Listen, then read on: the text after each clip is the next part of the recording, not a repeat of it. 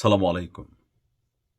বাংলাদেশের যে কোনো সরকার, যে কোনো সিদ্ধান্ত, যে কোনো রাষ্ট্রের সাথে শুধু ইসরায়েল ছাড়া যদি নেয় আর তা যদি বাংলাদেশের জন্য কল্যাণকর হয়, আমার কখনো কোনো আপত্তি নেই। কারণ দিন শেষে আমরা যে যাই করি, রাষ্ট্র হিসেবে বাংলাদেশের উন্নত হওয়া উচিত। আমরা যখন উন্নত বিশ্বগুলোতে বসবাস করি, যারা যান নাই তারা তো আসলে বুঝবেন না যে একটা রাষ্ট্র কিভাবে চলে, শত্রু দেশের সাথে তাদের সম্পর্ক ব্যবসা বাণিজ্যের স্বার্থে কিভাবে করতে হয়। জেনারেশন চেঞ্জ হয়ে যায়, শত্রু কখনো শত্রু থাকে না, আবার মিত্র সবসময় মিত্র থাকে না। এটা পরিবর্তনশীল, পরিবর্তিত বিশ্ব ব্যবস্থায়।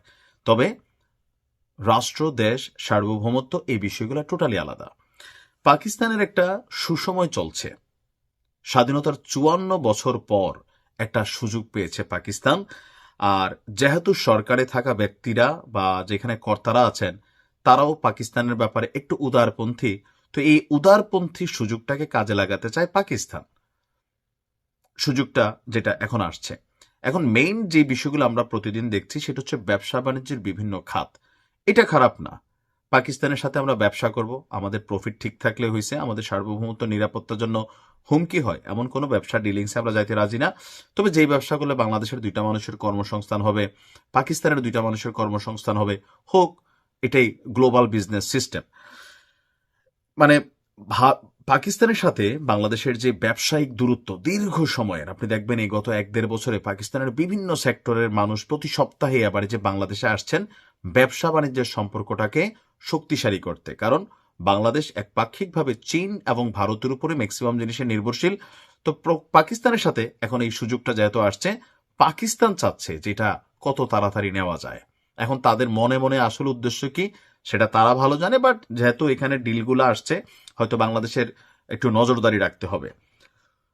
অবশেষে সমুদ্রের পরিবহন খাতে সহযোগিতা বাড়াতে বাংলাদেশ শিপিং কর্পোরেশন বিএসসি এবং পাকিস্তানের ন্যাশনাল শিপিং কর্পোরেশন পিএনএসসির মধ্যে অংশীদারিত্ব গঠনের আনুষ্ঠানিক রূপরেখা প্রস্তাব করেছে ইসলামাবাদ। অর্থাৎ পাকিস্তান স্বেচ্ছায় আগ্রহ হয়ে বাংলাদেশের শিপিং কর্পোরেশনের সাথে সমুদ্রপথে তারা পাকিস্তানের সাথে বাংলাদেশের সাথে একটা সম্পর্ক তৈরি করতে চাচ্ছে।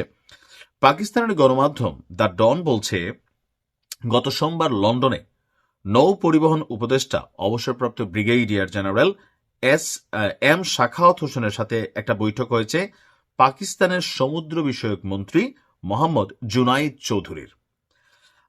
ইন্টারন্যাশনাল মেরিটাইম অর্গানাইজেশন, ইন্টারন্যাশনাল আন্তর্জাতিক একটা প্রোগ্রাম ছিল, সেটার ৩৪তম সাধারণ অধিবেশন ছিল। বিষয়টা এমন না যে আমাদের উপদেষ্টা সেখানে গিয়া গোপনে পাকিস্তানের সাথে বৈঠক করছেন, এটা না।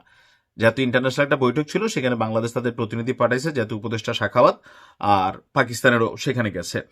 তো প্রতিবেদনটিতে বলা হয়েছে যে পাকিস্তানের প্রস্তাব ছিল বাংলাদেশ এবং পাকিস্তানের মধ্যে সমন্বিত অংশীদারিত্বের একটা বিস্তৃত পরিকল্পনা। তো কি?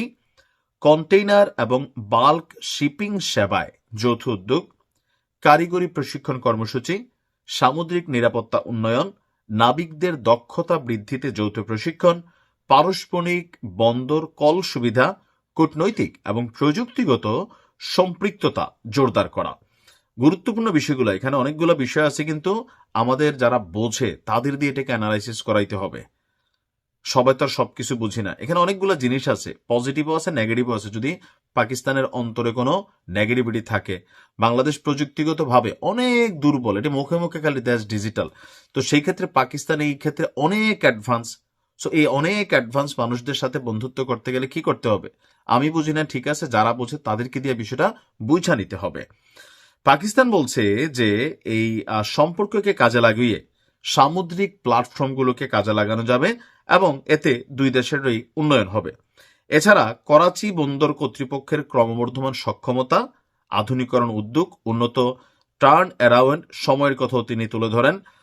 তো মন্ত্রীর মতে বন্দরভিত্তিক ঘনিষ্ঠ সহযোগিতা সরবরাহ ব্যবস্থার চ্যালেঞ্জ কমাতে, আঞ্চলিক বাধা দূর করতে এবং দক্ষিণ এশিয়া জুড়ে বাণিজ্যিক মাত্রাকে নতুন একটা রূপ দিতে পাকিস্তান বাংলাদেশের সাথে আগ্রহী।